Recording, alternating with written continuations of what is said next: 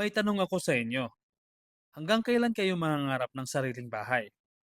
Kung isa ka sa mga naghahanap ng abot kayang tahanan na swak para sa pamilya mo, ito ang good news guys.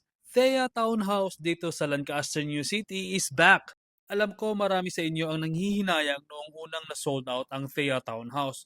Pero ngayon, may limited units na ulit tayo na available kaya wag nang magdalawang isip dahil baka ito na ang chance na hinintay mo. Bakit perfect ang Thea?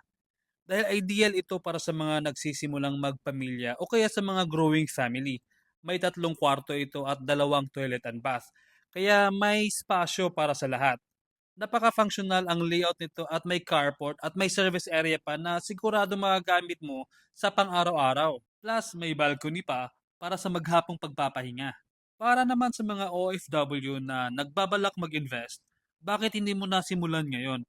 Habang pre-selling pa, mas magaan ang monthly payment. Imagine, pag uwi mo ng Pinas, sasalubong sa iyo ang bagong house and lot mo na Thea. At para naman sa mga hanggang ngayon ay nangungupahan pa, lakasan lang ang loob. Hindi imposible ang sariling tahanan. Reselling pa ang Thea Townhouse kaya abot kaya ang terms. Soon, ikaw naman ang magde-decide kung paano aayusin ang sariling tahanan mo. Hindi na si landlord. O ano, tara na sa Thea!